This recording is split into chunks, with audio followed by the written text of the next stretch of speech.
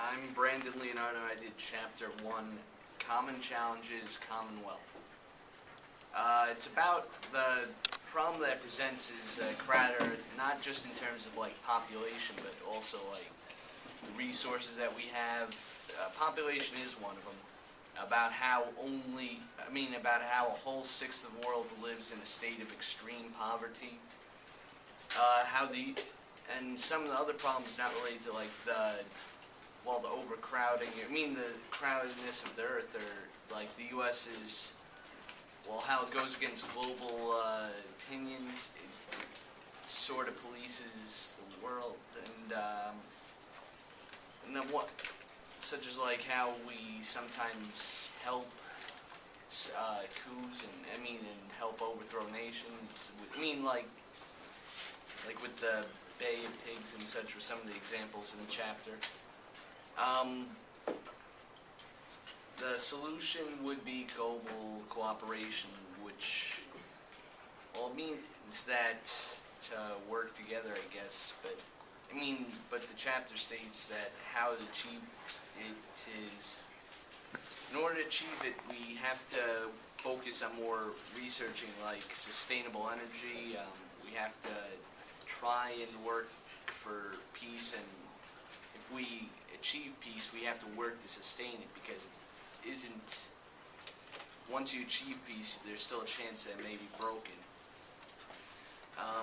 Some of the things that need to be done also are ending the extreme poverty, global commitment to a cause, and to stop doing the aforementioned, like overthrowing countries, helping people get power in a nation that, like Saddam or Bin Laden, stop like supporting them with like money. I don't know.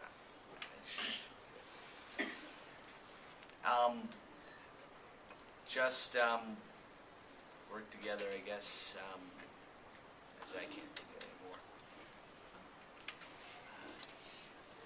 Okay, I'm Kelly Heron, and I did Chapter 2, Our Crowded Planet, and it focused on six Earth-changing trends in human history. So like what we're facing now and kind of what has to happen with it. The first one was the Age of Convergence, and short story is convergence is when the poorer countries' economy grows faster and the rich stays the same, so the gap closes, which is what I guess the rule is: the poorer the country, the faster its economic growth is in comparison with the leader. But the problem is that all of the countries are in the poverty trap, so they're stuck there. So if we can figure out how to fix that, that would be good. More people, higher incomes was number 2. The global population is likely to rise from 6.6 billion to 9.2 billion. We should be aiming to stabilize at about 8 billion mid-century. That's what we need to do. And even at 8 billion, our country would still be producing $365 trillion. The next one was the Asian century.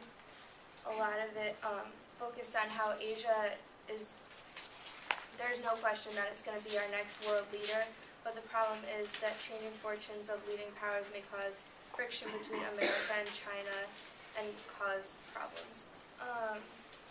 Ideally, a new kind of global politics must take shape, and he really focused on saying how we need to focus globally instead of just in America. There's a lot more to this than just a minute. So, the next one is the urban century, how everyone is urbanizing. It's good because it unleashes technological advances, but it's bad because there's pollutants, infectious disease, and health hazards.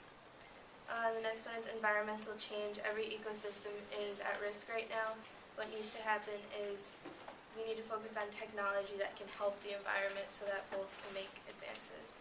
And then the poorest billion and the poverty trap. The gap between the rich and poor is getting too large because everyone's stuck in the poverty trap. The poorest countries have the highest fertility rates, and the poverty trap is self-reinforcing. That was just the first half. I'm going to be talking about the strategy of sustainable development. The development of sustainable technologies consists of science, research, and development, which must be supported by governments and by philanthropists who will give grants. To spur research and development, we can use a patent, which is an exclusive right granted to the patent holder for the use of an invention. We can use public financing as well as a healthy innovation system. The adoption of sustainable technologies. It's when most businesses do not want to adopt sustainable technologies because the cost of them will actually lower their income. We can get companies to use sustainable technology by 4 things. Tax on the environmental harm, issue limited permits, issue an industry performance standard that by law requires limited pollution, and zoning allows power plants to emit more gases where their effects on the ecosystems and populations are likely to be small. Sustainable harvesting of natural systems is when ecosystems are harvested faster than they can regenerate or recharge.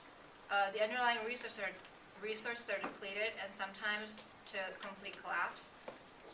To limit this, we can do 3 things. We can introduce tradable permits for harvesting. We can privatize the commons.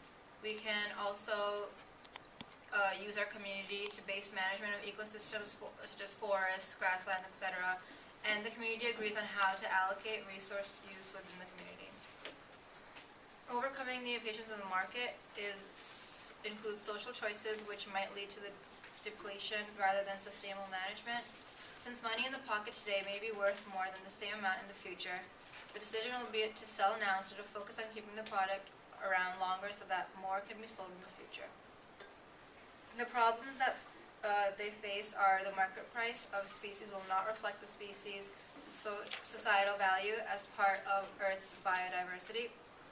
The rate of interest diminishes the incentive of the resource owner to harvest the resource at a sustainable rate.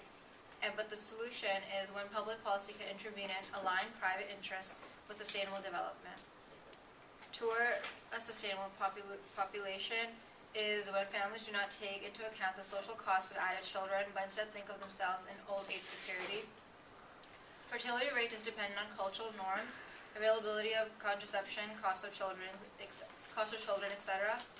The solution is public policies designed to promote voluntary reduction of fertility rates.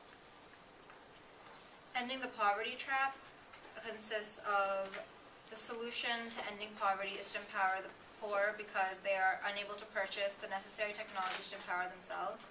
Technology can raise their productivity, increase their income, and allow for savings and investment. Foreign assistance must step in and provide high-yielding agricultural technologies, educational technologies, healthcare technologies, and modern infrastructural technologies. Will we run out of resources? To avoid running out of resources, we can do 2 things. Shift to other resources in more plentiful supply, and we can shift from a depleting resource to a renewable resource.